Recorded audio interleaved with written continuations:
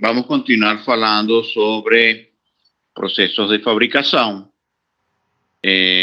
Relembrando, se você tem alguma dúvida, como eu só consigo ver a tela do PowerPoint, vocês me podem escrever a dúvida no WhatsApp que eu vou contestar assim que possível. Perfeito, temos essa opção.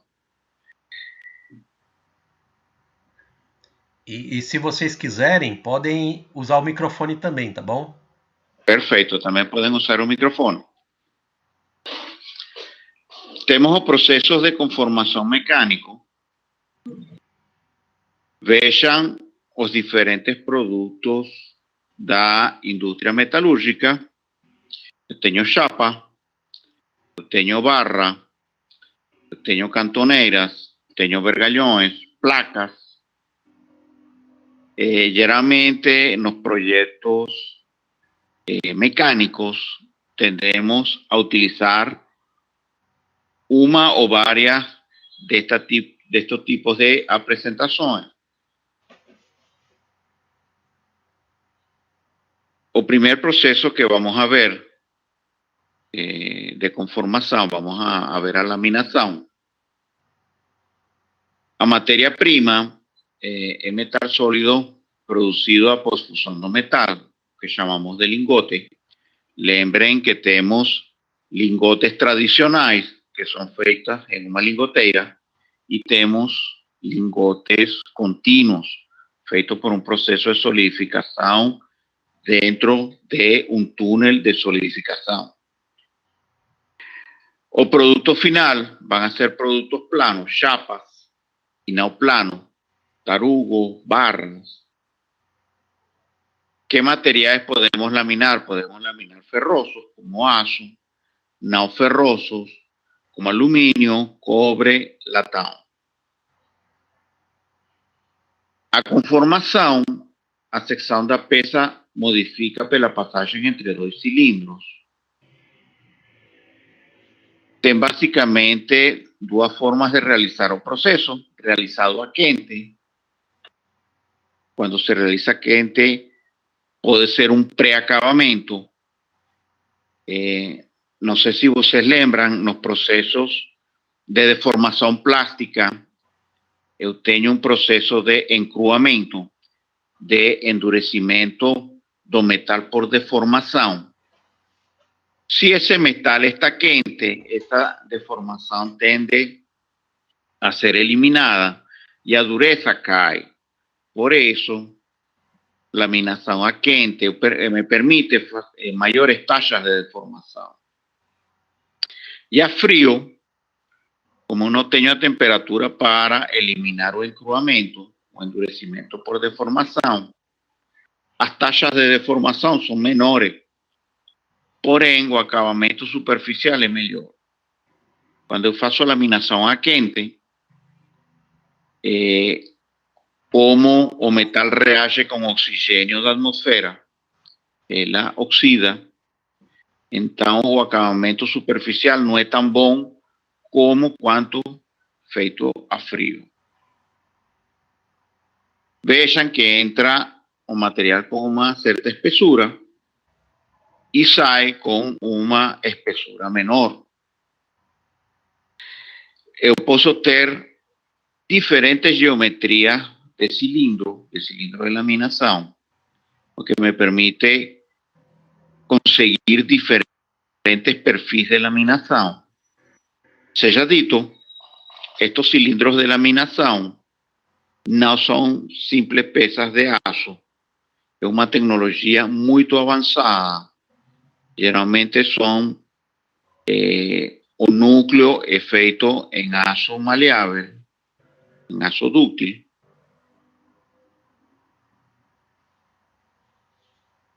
Porém, a superfície é feita em um aço endurecido. Esses cilindros têm que suportar umas pressões muito grandes. Vejam que nos cilindros de laminação a frio, o acabamento superficial do cilindro é muito bom.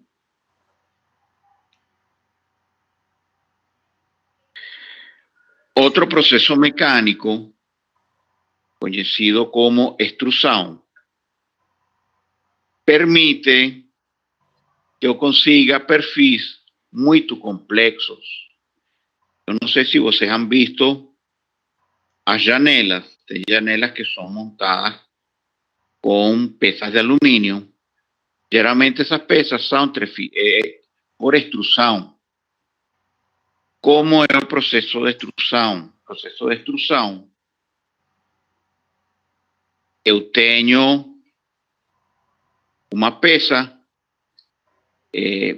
requisito para extrusão, o material tem que ser muito dúctil.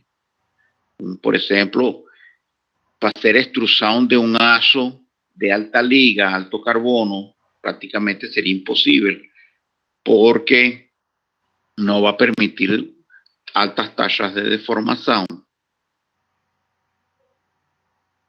Na figura que vocês têm à direita, vocês têm um movimento indireto. A barra não se movimenta. O que se movimenta é o pistão.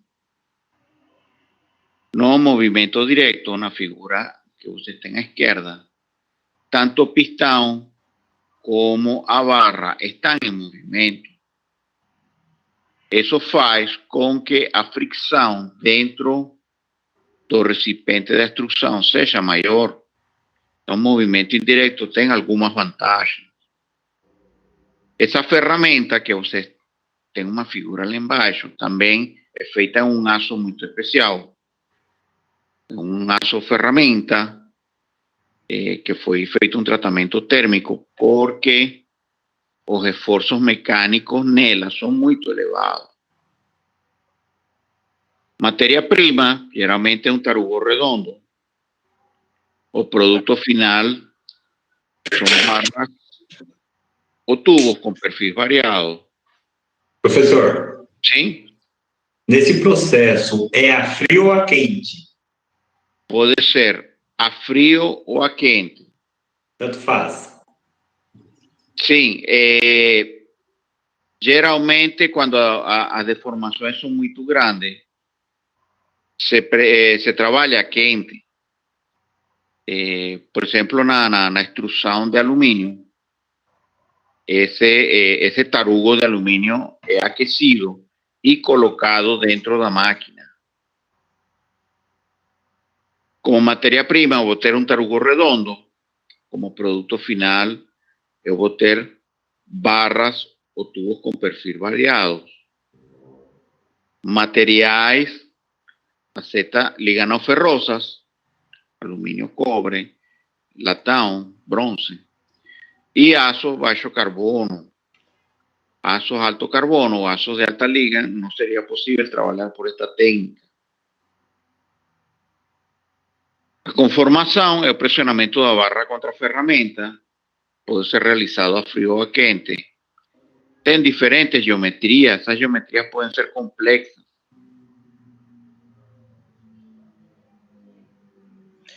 Então, só para complementar um pouco a sua fala, professor Alberto. Sim. E respondendo, quem perguntou foi o... Quem fez a questão? Abimael. Opa, Abimael. Então, Abimael, a gente vai ver depois, quando a gente for ver em detalhes esse processo de extrusão, existem alguns parâmetros que vão definir aí se o trabalho vai precisar ser a quente ou se ele pode ser a frio, né? Um deles é o que o professor falou, material, né? Então é mais comum a gente ter trabalho a frio com alumínio. Cobre pode ser tanto a frio como a quente, dependendo do porte do equipamento que a empresa tem, né? Quanto mais frio o trabalho, né? Se é um trabalho a frio ou a quente. O trabalho a frio precisa ter equipamentos mais robustos, né? Mais pesados. E dependendo do material, se por exemplo for um material pouco dútil, né, pouco maleável, como o aço, por exemplo, né? O aço é bem difícil a gente conseguir trabalhar a frio na extrusão, porque exigiria equipamentos muito robustos, né? Então é mais comum se trabalhar a quente. Então, quanto menos maleável o material, maior a necessidade do trabalho a quente, né? Então esse processo aí a gente vai ver depois em detalhes essas questões aí. Tem vários parâmetros, a complexidade da geometria, tem outros fatores aí que orientam aí se o trabalho vai ser a quente ou a frio. A priori, esse processo pode ser feito nos dois, tanto a quente como a frio, mas dependendo das condições, vai direcionar para uma condição aí. Outra dúvida é na figura da extrusão que fala, né? Sim. Tem um pistão que vai empurrando o material em defronte com a ferramenta, seria isso? Isso mesmo. Tem duas técnicas, né? Tem uma delas que é essa, né? Que é chamado direto, né? Que o pistão vai empurrar o material contra uma ferramenta. E tem a figura à direita, é o movimento indireto, que o material ele vai ficar parado e o que vai se movimentar é a ferramenta, né? Então, Certo, entendi. então são essas duas técnicas que existem aí. A técnica indirecta ela tem vantagem sobre o direto, porque veja que o material não se movimenta dentro do recipiente de extrusão, ou que reduz a força de fricção. No caso do movimento direto, além de eu comprimir o material, esse material tem que se movimentar dentro do recipiente, o que gera um atrito que vai a exigir mais energia no processo. Entendi, professor. Obrigado. Temos o processo de trefilação. No processo de trefilação, fazemos passar o material através de uma ferramenta e puxamos. Eu, infelizmente, estou sem... aqui está o cursor. Ok. Basicamente, tem duas técnicas. Uma técnica utilizando um tambor e uma técnica utilizando um carrinho que puxa, ok? Tem a ferramenta por onde passa o material. Geralmente, em trefilação, eu posso trefilar barras, posso trefilar arame, posso trefilar tubos.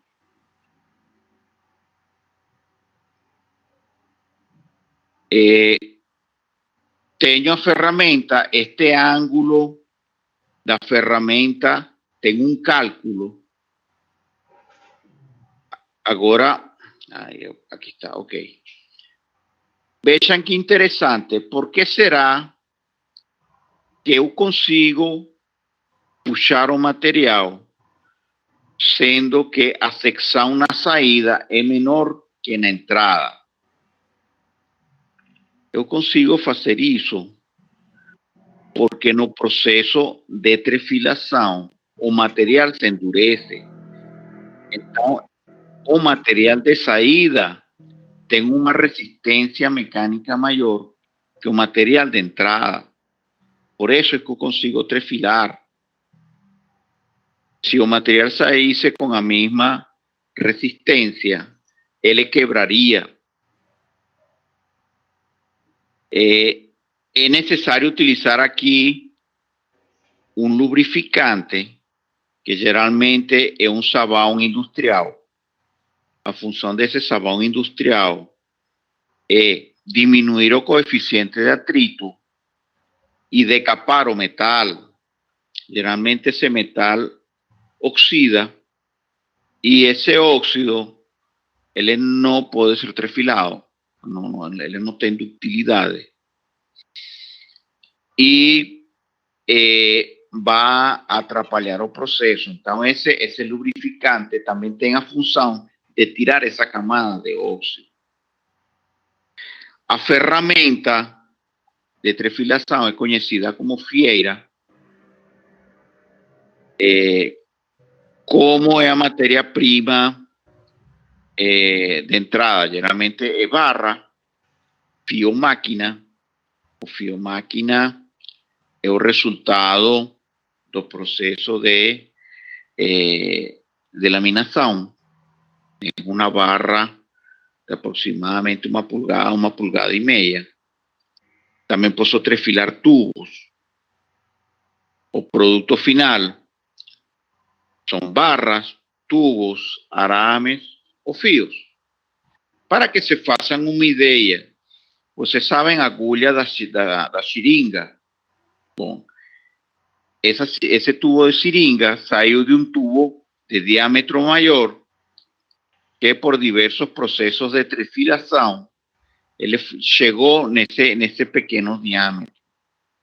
Depois esse tubo é cortado e a tecnologia moderna agora faz um corte a laser de tal forma que essa agulha tem um fio muito preciso. Materiais, posso fazer trefilação de ferrosos e de não ferrosos. E seja dito, posso trefilar materiais muito duros, porque existem arames de aços especiais, de ligas especiais, que têm uma resistência muito elevada. Por isso que um cabo de aço tem muita resistência, porque ele tem um processo de deformação muito grande. A conformação, matéria-prima é puxada através de ferramentas de metal duro. Podem ser também materiais cerâmicos, podem ser de diamante. Eu consigo umas reduções em várias fieiras. Às vezes é necessário fazer tratamento térmico entre esos pases. É realizado a frio, porque eu preciso realizar ele a frio, porque eu estou puxando pela parte mais estreita. Se eu aqueço este arame, quando eu puxe pela parte mais estreita, vai falhar. Eu preciso desse endurecimento. Imaginem como eu faço para trefilar um arame de um diâmetro maior para um diâmetro menor. Como eu faria para passar a ponta desse arame? Não sei se estão entendendo minha pergunta. Vocês têm um arame e vocês querem começar a trefilar ele. Como será esse primeiro processo? Alguém terá alguma ideia?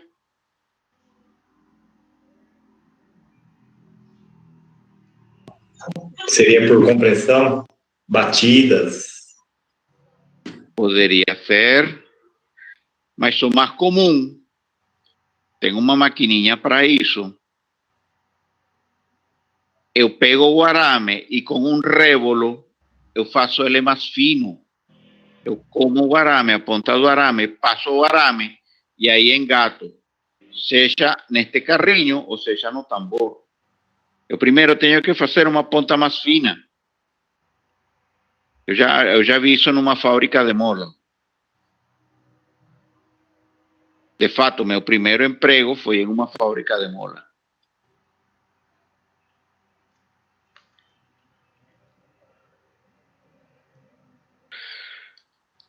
Temos o forjamento. Eu falei na aula anterior, vou repetir. Quando eu quero a máxima resistência de um material, eu busco o forjamento, porque o grau de deformação é tão grande que o refinamento de grãos é muito bom. Defeitos que tenha peça por dentro, como porosidade, vão a ser eliminadas. Vejam que aqui temos uma prensa hidráulica. Também existem prensas mecânicas. Aqui estão prensando um eixo. Agora vejam que aqui a prensa, estes elementos são planos. E aqui eu tenho um molde. Estes virabrequim que estão aqui abaixo também aparentemente foram feitos com um molde. Temos as cabeças dos parafusos. Esta peça cilíndrica. A matéria-prima no forjamento vai ser o lingote, o tarugo laminado. Como produto final, vamos ter peças de geometría simples o complexas. Pueden ser grandes, pueden ser pequeñas. A conformação puede ser presión por martelo, impacto. Existen prensas de impacto. Tenemos prensas con uso de ferramenta, con matriz. El forjamiento se puede realizar a frío o a quente. Obviamente, el material va a definir si un pozo o no pozo facerizo. Un aço con muchos elementos de liga no va a permitir un forjamiento a frío. Tenemos un ligero sobremetal para encher las matrices fechadas. Ese sobremetal, conocido también como rebarba, él puede ser visto como un desperdicio de material, mas na realidade é necessário. Por quê? Porque geralmente forja é feito a quente. Esse metal reage com o ar e se oxida. Se eu colocasse a quantidade de material justa, esse óxido ficaria preso na peça. Isso não é legal. Então, esse sobremetal me permite expulsar o óxido. Existe uma técnica de forjamento chamado forjamento de precisão, em que não existe praticamente sobremetal. Mas essa técnica de forjamento exige umas condições especiais. Por exemplo, os rolamentos, as esferas do rolamento, os cilindros do rolamento são feitos por forjamento de precisão. Só que precisa de um forno com atmosfera controlada para evitar a oxidação da peça. Vejam que temos forja por matriz aberta, onde são geralmente martelos planos, podem ter uma ligeira curvatura. E temos forja por matriz fechada, que é basicamente um molde. Acredite se quiser, mas tem operários que com uma matriz aberta conseguem fazer peças complexas. Obviamente que a matriz fechada me vai reduzir o número de passos. Porém, tem o custo do molde. Na velocidade de produção, forja está entre os 3 primeiros processos de produção que são rápidos. A forja ela não é tão lenta. Ela não é lenta e a qualidade da peça é muito boa do ponto de vista de resistência mecânica. Alguma pergunta? Permite uma complementação, professor? Por favor. Então, forjamento como o professor disse, né? Para peças que exigem uma resistência mecânica grande, forjamento é muito utilizado, né? Porque ele permite a gente ter a deformação, o encruamento, né? Que é aquele fenômeno que a gente viu na aula passada. Ele confere aí uma resistência mecânica grande para as peças, e o alinhamento dos contornos de grãos, né, que são deformados, eles causam aí a propriedade de anisotropia, que a gente viu também na aula passada, né? Quer dizer, dependendo da direção do esforço, a propriedade mecânica é diferente. A gente vai ver, quando a gente for ver em detalhes esse processo, como o professor disse, né, ele permite aí a gente ter uma produtividade grande quando a gente estiver trabalhando com matriz fechada. A gente vai ver até uns filminhos e tal, a automobilística usa muito isso. Mas quando eu tenho peças muito grandes, por exemplo, eixos navais, né, peças bem grandes mesmo, normalmente é feita com matriz aberta. E aí a gente vai ver, quando a gente for olhar em detalhe isso, a gente vai ver até alguns filminhos, esse forjamento com matriz aberta é quase artesanal, né? Então precisa ter vários operadores, o operador da prensa, né, que vai manipular o carrinho, que vai movimentar a peça, ele vai precisar ficar mexendo a peça de lá para cá e tal. É um trabalho bem artesanal, com uma produtividade muito baixa. Então, esse processo é bem interessante, né, porque ele permite fazer peças de tamanhos diferentes, desde peças muito pequenas, né, cabeça de parafuso a frio, por exemplo, até peças muito grandes, que outros processos seria bastante difícil a gente conseguir. Ele, em termos de geometria, de complexidade de geometria, ele é comparável, em algum sentido, à fundição, né? Ele permite formas geométricas complexas, relativamente complexas, né? Quando a gente estiver utilizando matriz fechada. Mas quando a gente estiver olhando em detalhe no processo, a gente vai ver as vantagens e desvantagens. Tudo nessa vida, não, nem tudo são flores, né? Então todos os processos, cada um deles, tem os prós e contras de cada um deles. E a gente, quando estiver olhando em detalhe, a gente vai ver quais são os prós e contras de cada processo aí. Professor, Oi. Sim. professores, né? Eu tinha uma visão, Abimael, eu tinha uma visão quanto a forjamento, que se era quente, mas pelo visto, esse é através tipo de uma prensa a frio, seria isso mesmo? Não, então, pode ser a quente e a frio, né? Normalmente o forjamento é feito a quente, normalmente, né? Mas ele pode ser realizado a frio com algumas limitações. O material precisa ser um material maleável, né? E a peça não pode ser muito grande, ela precisa ser necessariamente peça pequena, né? Com uma geometria não muito complexa. Um exemplo típico disso é cabeça de parafuso, né? Cabeça de parafuso, aqueles parafusos mecânicos, né, que precisam ter alta resistência, eles geralmente são feitos com forjamento a frio, né? Mas eu não consigo fazer forjamento a frio em qualquer material, né? O material precisa ter uma maleabilidade relativamente boa e eu não posso ter peças muito grandes, né, que eu não consigo fazer. Aí eu tenho necessariamente que fazer a quente. Eu diria assim que 80% dos forjamentos é feito a quente, ou seja, a peça vem ali vermelha, incandescente, e eu tenho uma prensa, pode ser ou por impacto ou uma prensa hidráulica, para conformar esse material a quente. E esse processo que está o desenho aí, ele é possível tirar toda a porosidade do material? Tirar a porosidade? Sim, os defectos internos, 99%. Ah, ok.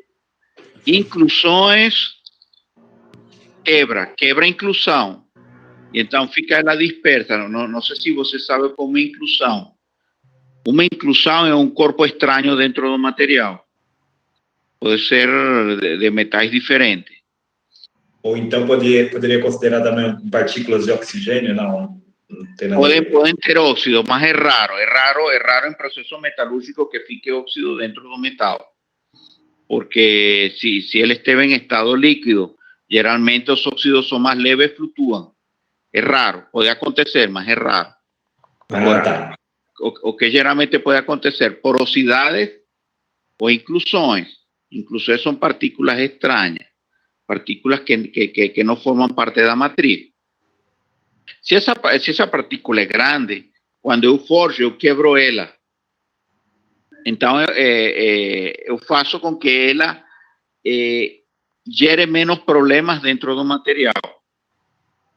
Ok, entendido. Então, muitos dos defeitos internos, dos problemas internos do material, eu posso melhorar muito com forjamento. Ok, alguma outra dúvida? Ok, vamos. Un detalhe, esos moldes de forjamento, imaginen colocar un metal quente, someterlo a una presión gigantesca, obviamente que ese metal está escoando unas paredes. Ese aço no es cualquier aço, es un aço para molde, es un aço especial. Existen aços especiais para molde de forjamento. Entenderam? Uma pergunta, vocês lembram a curva de deformação, esforço de deformação? Lembram? Sim, elástica, alguma coisa do tipo. Isso. O que vocês acham que acontece com essa curva quando eu aqueço o material? Ela segue a mesma? Acredito que não, pelo fato dela ficar menos resistente, né? Sim. E como você acha que vai ficar essa nova curva? Desculpa, não entendeu? Vamos a hacer un ejercicio de imaginación. Infelizmente no tengo lousa. Eu tenho uma curva esforço de formação. Se eu aqueço o metal e faço um novo ensaio, que seja dito, isso existe um forno que você coloca a máquina de tração e você faz o ensaio de tração a quente. Que coisas vai acontecer? Primeiro, o limite de escoamento vai a cair, vai diminuir. E que vai acontecer com a região plástica? Ela vai se romper, né? Você acha que vai a se romper Se romper. antes ou depois do ensaio a frio? No ensaio a frio, ela se deforma e volta para sua originalidade. E no quente, ela se rompe, não? Não. O limite de escoamento diminui. Porém, a região plástica aumenta. É o aumento da ductilidade do metal. Quando eu aqueço o metal, o limite de escoamento diminui. Porém, a região de escoamento aumenta, ou a região plástica aumenta. Eu faço um material mais dúctil. Por isso é que se faz forjamento a quente, porque eu preciso aplicar menos força e o material fica mais dúctil.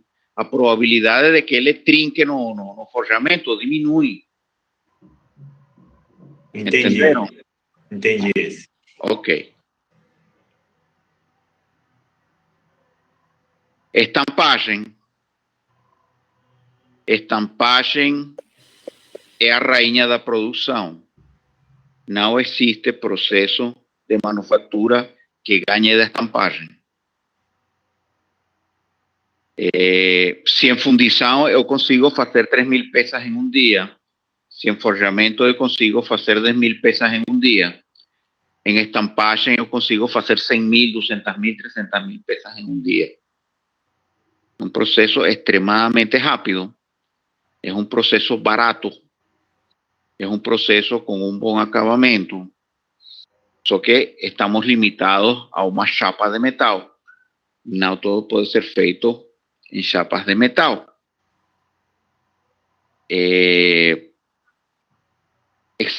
Tem algumas fotos, eu depois, quando aprofundicemos na parte de estampagem, eu vou mostrar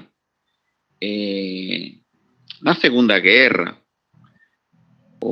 tanto os aliados como a Força do Eixo, eles se esmeravam muito nas armas que produziam, gastavam muito tempo em usinagem, forja.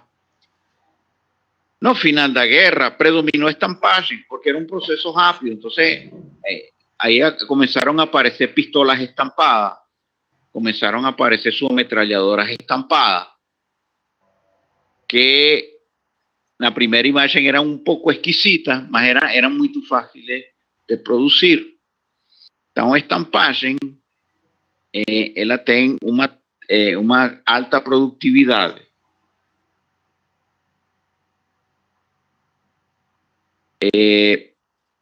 Tenho vários processos em estampagem.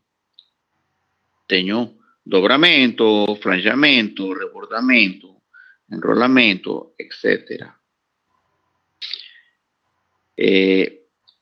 Qual é a matéria-prima de estampagem? Geralmente chapas laminadas. Também se pode trabalhar com arame, tubo, mas o mais comum chapa laminada.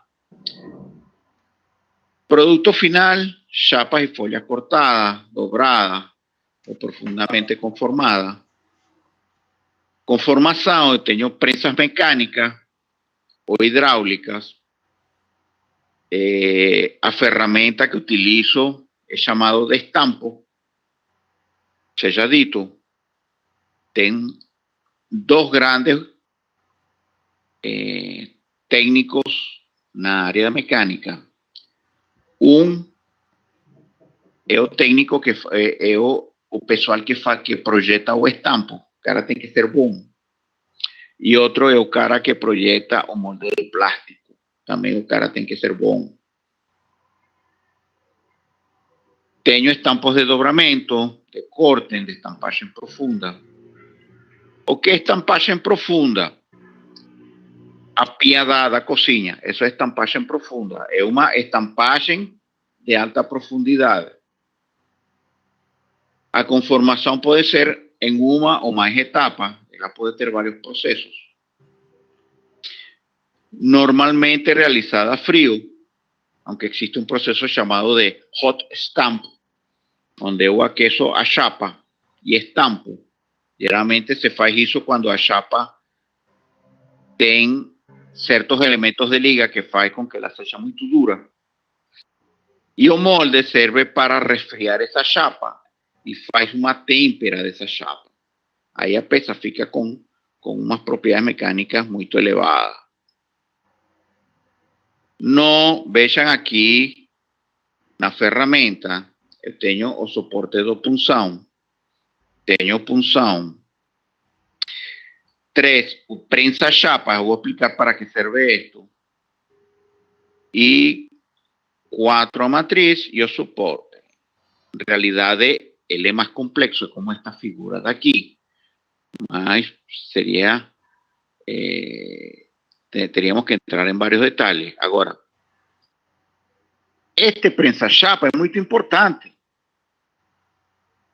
É muito importante no momento de eu fazer a estampagem. Eu preciso manter a chapa presa. Porque se eu não prendo a chapa no momento de que este punzón está descendo, esta chapa vai a dobrar e quando o punzón levante, ela vai voltar outra vez a seu tamanho original. Eu preciso desse prensa-chapa. Esse prensa-chapa é a grande jogada do processo de estampagem. Ela pressiona antes a chapa e depois desce o punzão e faz a deformação. Imaginem, eu tivesse paciência e fizesse um quadriculado na chapa. Pegasse uma régua, pegasse um marcador de aço e fizesse linhas na chapa. Quando eu faço a estampagem, eu vou ver que essas linhas se deformam. Eu vou ter linhas que esticam e vou ver linhas que comprimem. Porque o processo de estampagem é um processo complexo. Eu tenho um processo de estiramento e encolhimento do material.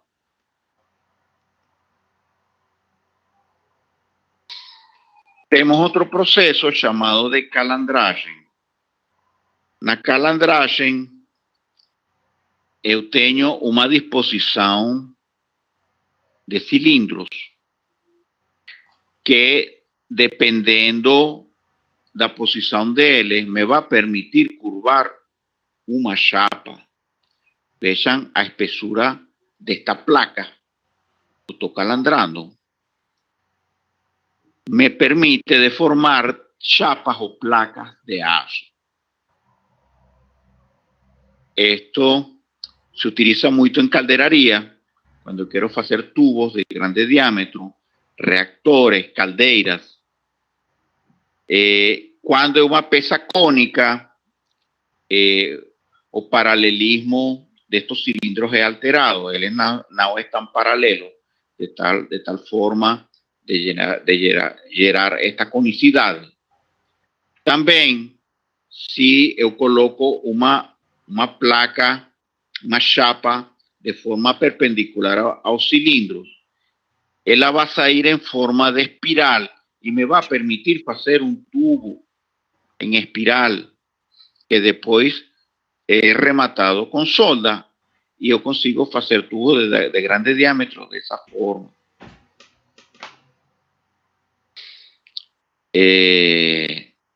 No processo de calandragem, eu vou ter chapas grossas laminadas, pode ser chapas finas também. Van a ser chapas con forma cilíndrica, tubos con costura. Posso ter material ferroso y no ferroso. Existen calandras manuales, que son movidas por una manivela o motorizados, en diferentes conformaciones dos cilindros. Esta no es la única forma de una calandra. Altero pouco as propriedades do metal, a deformação não é tão grande, normalmente é realizado a frio. Perguntas? Ok. Não tem? Ok.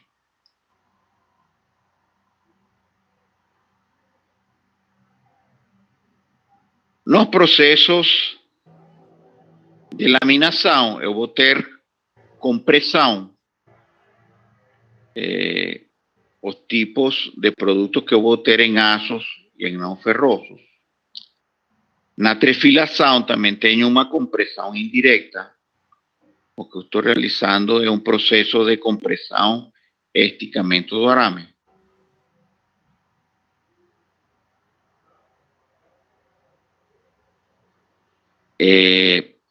Na extrusão, também tem um processo de compressão. Lembrem que na extrusão eu vou ter tubos, barras, arames. Em forjamento, vou ter uma compressão direta, vou ter peças forjadas ou peças pequenas forjadas. No processo de estampagem profunda, eu tenho uma compressão indireta, aunque em realidade são vários esforços que estou gerando em um processo de estampagem, porque também tenho estiramento do material. Tenho o processo de calandragem, eu tenho uma flexão. E o processo de cisalhamento. Eu não sei se vocês han visto como se corta um vergalhão. O vergalhão se corta por um processo de cisalhamento. Uma pergunta: materiais dúcteis são sensíveis a qual esforço? E materiais frágeis são sensíveis a que tipo de esforço?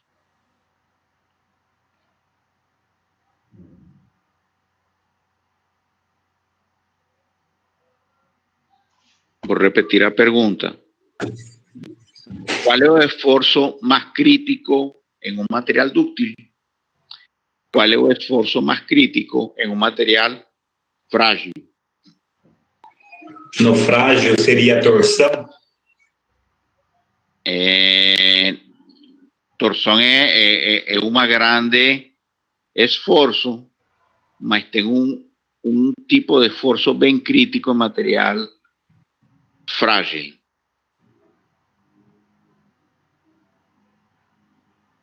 Por que eu coloco vergalhões no concreto? Não entendi. Por que se coloca vergalhão no concreto? Porque eu coloco aço no concreto.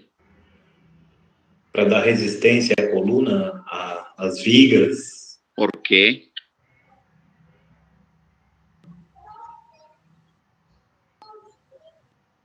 Servir como resistência? Ok.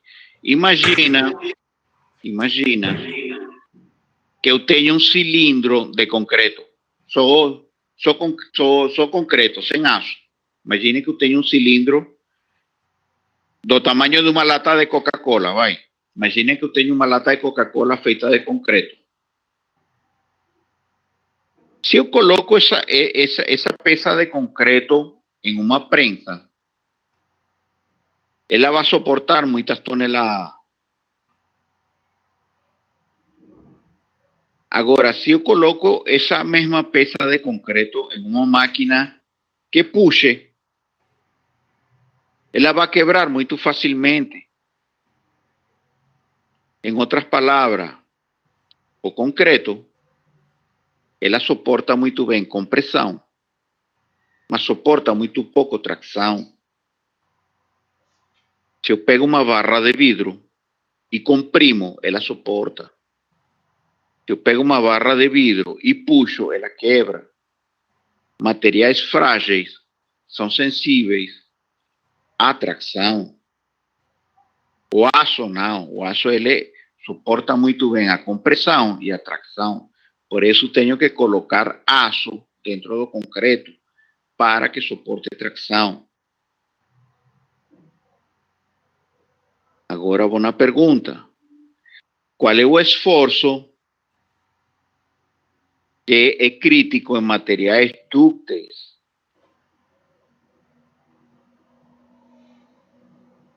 Cisalhamento. Cisalhamento. Por quê? Ele não resiste à força de compressão, não é de compressão, de corte. Por características dos materiais dúcteis, eles têm uns planos de escorregamento. Planos de escorregamento são uns planos, quando eu chego na parte de formação plástica, em que o material vai a se movimentar de forma preferencial. O esforço de cisalhamento, ele maxifica esse processo. Então, materiais dúcteis são fáceis de quebrar por cisalhamento. Por isso vemos que um vergalhão de 2 polegadas podemos cortar com uma tesoura para cortar vergalhões. Parece uma coisa absurda, mas acontece. Não sei se vocês han visto.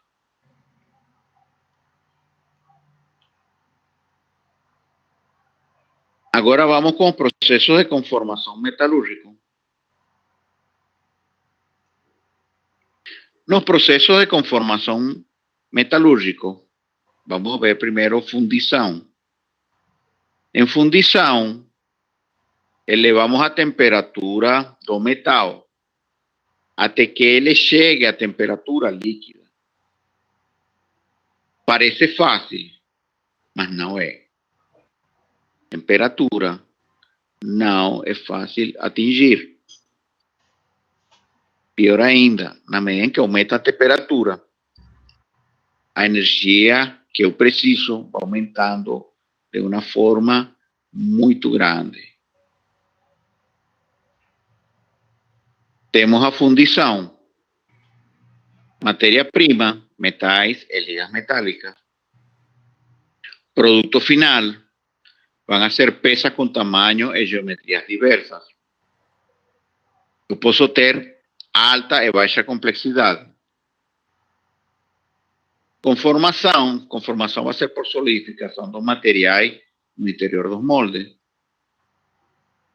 Materiais, maioria dos materiais metálicos. Aqui na figura, como vejam aqui tem um cadinho, está passando metal dentro de um molde. Pela cor,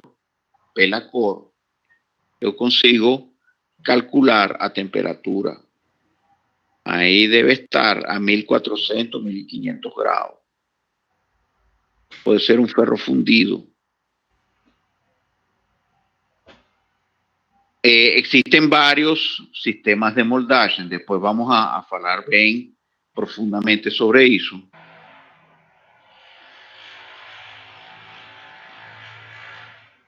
Mas o molde mais utilizado é o molde de areia.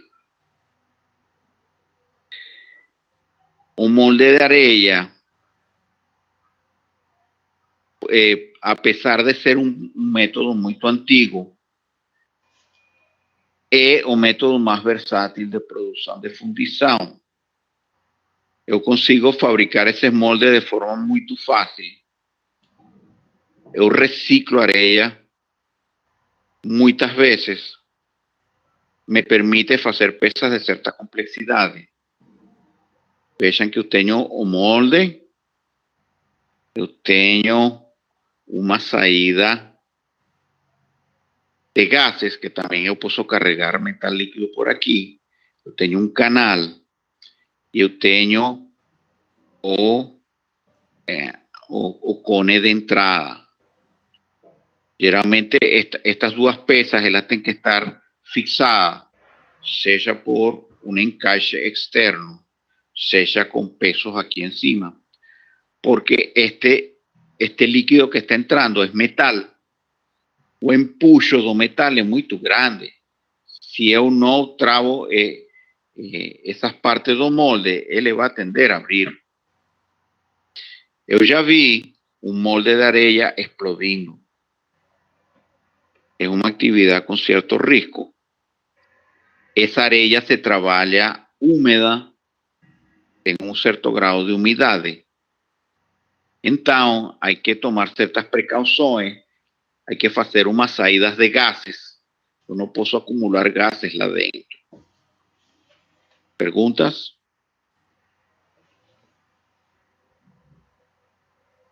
Não. Ok. Processo de moldagem. Tem várias técnicas para fazer estes moldes de areia. A mais comum é colocar a peça no fundo. Porém, existe técnica para fazer peças complexas sem necessidade de fazer duas peças. Tem várias técnicas para fazer esse molde de areia. Uma coisa muito importante, especialmente quando a fundição é ferro fundido ou aço, é colocar uma peça chamada de maçarote. Esse maçarote vai evitar defeitos na peça. Vejam o processo de vazamento, os moldes, o suporte que eu tinha falado, esse travamento entre as duas peças que formam parte do molde. Temos o processo de soldagem. Antigamente, a soldagem na indústria automotiva era feita por humanos. Agora, é muito comum que seja robotizado. É mais barato. É mais preciso. Temos em construção civil a produção de prédios. Parece fácil, não é, por diversos fenômenos. Primeiro, como eu garanto a horizontalidade deste elemento? Como eu garanto a verticalidade deste elemento? As peças, elas crescem quando aumenta a temperatura, diminui quando diminui a temperatura. Então, elas não têm comprimento fixo. Então, você cortou na manhã esta viga, a meio-dia, essa viga é maior. Então, isso vai transmitindo deformações na estrutura. Não é fácil. Temos a soldagem submarina. Na soldagem submarina estamos rodeados por dos fluidos que melhor conduz calor, além de ser um elemento oxidante. Então, como eu faço para que aqui eu concentre calor e não oxide o metal? Geralmente tem todo um sistema para proteger a solda aqui. Agora, se eu posso soldar fora da água, é melhor. Porque por mais proteção que eu tenha, eu vou ter contaminação. Temos a produção de barcos nos astilleros. Vejam que aqui é flutuante. Tem várias técnicas de astilleiro. Vejam que este barco está feito por varias placas de metal que están colocadas en un lugar con una cierta curvatura. Eso tem toda uma técnica, tem que fazer um gabarito externo, tem que dobrar a chapa, tem que calçar chapa com chapa. Pessoal, para que sirve esto daqui? Qual é a função desta parte do barco?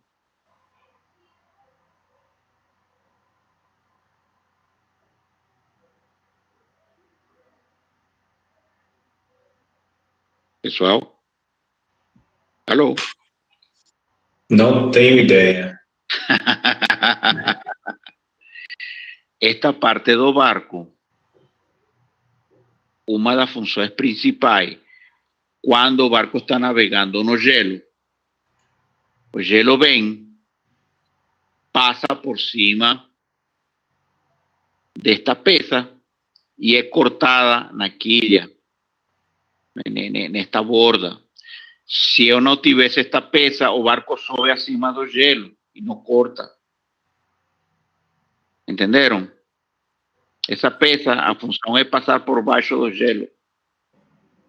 Tem uma camada de gelo e esta peça entra embaixo e ajuda a quebrar o gelo.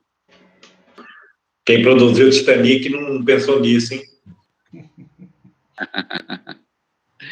Temos a solda eletrônica, que seja dito, quando a solda, eu estou soldando com um metal de baixo ponto de fusão. Isso é conhecido como braçagem.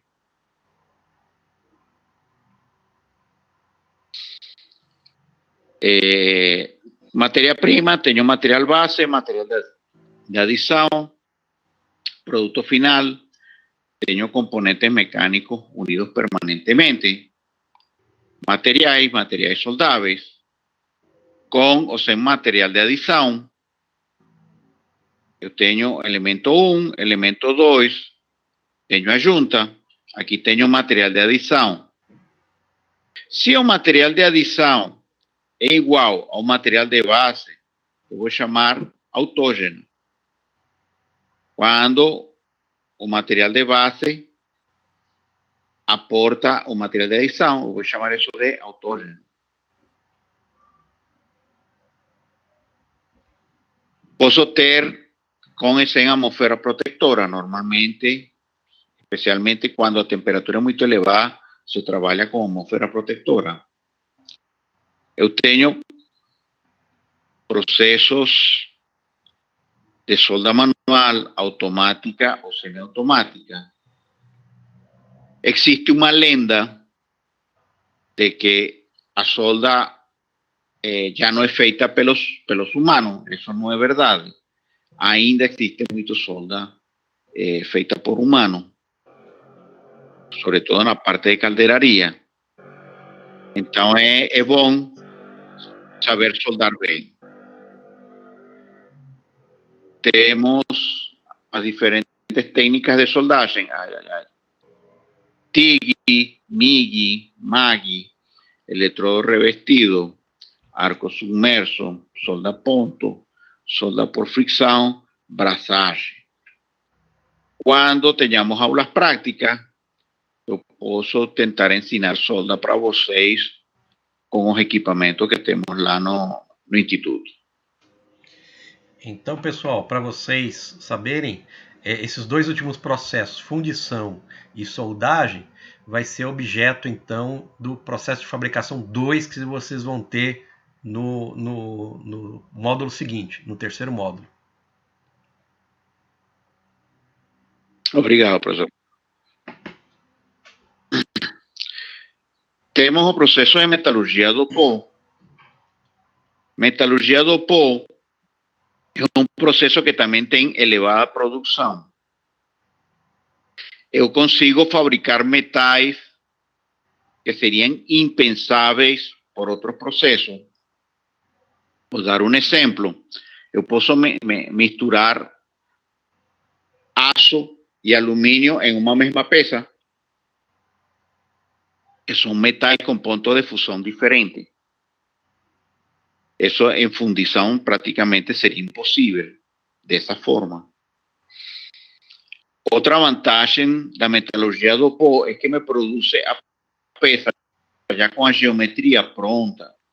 Ela sai já com o acabamento, me elimina a fase de acabamento da peça. Me permite fabricar peças complexas. Me permite fabricar buchas autolubrificantes. Estas buchas, elas se lubrifican elas mesmas.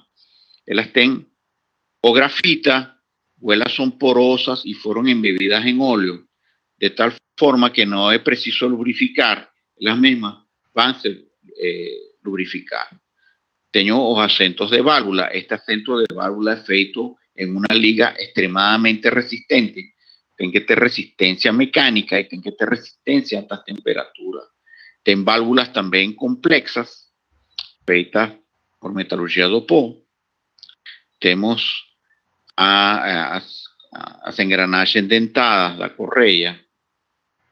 Eu posso também fazer peças não metálicas por metalurgia do pó, misturando materiais cerâmicos ou poliméricos e aglomerando eles.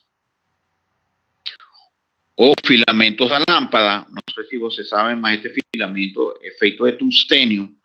Tungstênio é um metal que tem um ponto de fusão acima de 2000 graus. Eu não conseguiria fundir facilmente o tungstênio. Ele é feito por sinterização. Sinterização me permite trabalhar a menores temperaturas.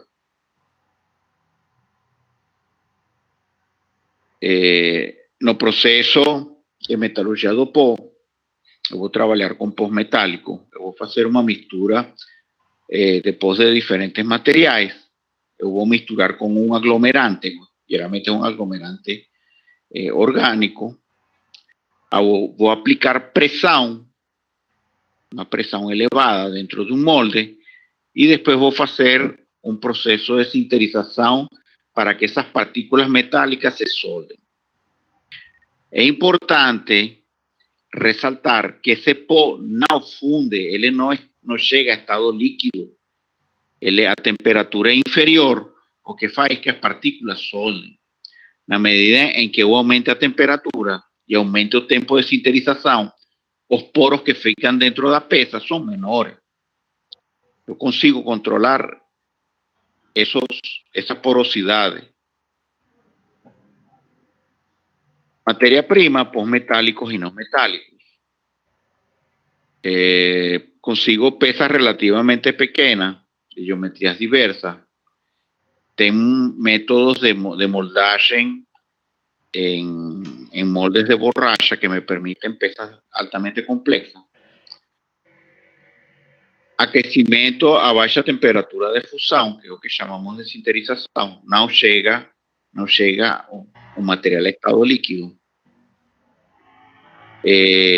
Consigo produção de peças em série com bom acabamento superficial e uma resistência mecânica elevada. Eu não sei, sim, vejam aqui, não sei se vocês sabem o que é isto, mas isto de aqui são as ferramentas do torno e da fresa. Este material é extremamente duro.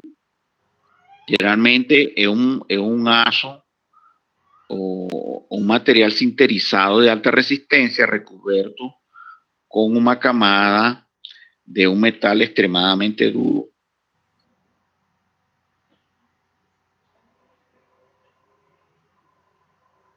¿Alguma dúvida? ¿Algum comentário?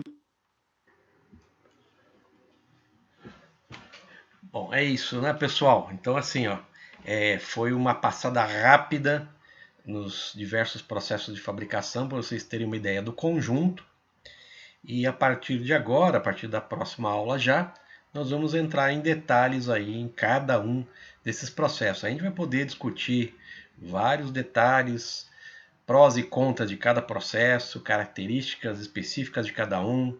E no final da disciplina vocês vão ter, né, essa ideia, capacidade de comparar, né? Por que é melhor usar um e não outro em determinada situação, quais são as variáveis que podem estar influenciando nessa decisão.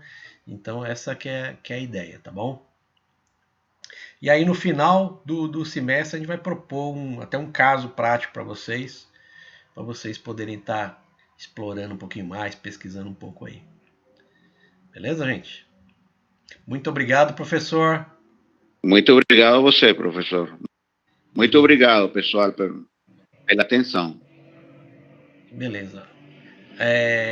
Vai ser bem divertida essa disciplina, gente, né? Esperem aí nas outras aulas, a gente vai trazer uns filminhos para vocês vão poder ver, né? O ideal seria a gente estar visitando algumas empresas, né? Nas outras turmas a gente teve oportunidade de visitar algumas empresas até da região nossa, A Maxi Barra, vocês estariam vendo aí extrusão e trefilação.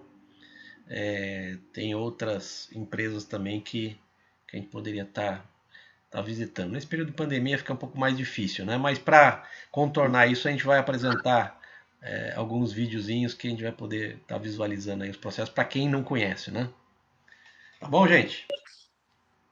Ok, professor. Então, Professor, esses slides estarão disponíveis para nós Então, fazermos a atividade? isso, esses slides eles já estão disponíveis lá no Moodle, né? Então, isso que o professor Alberto apresentou hoje está na semana 2 e a conversa nossa da semana passada está disponível na semana 1 Ok. na página, tá bom? Tá bem. Tá joia, pessoal. Boa noite, então. Boa noite, pessoal. Bom descanso para vocês. Tá bom? E até a próxima. Obrigado. Boa noite, boa noite. Boa noite, professores. Um abraço.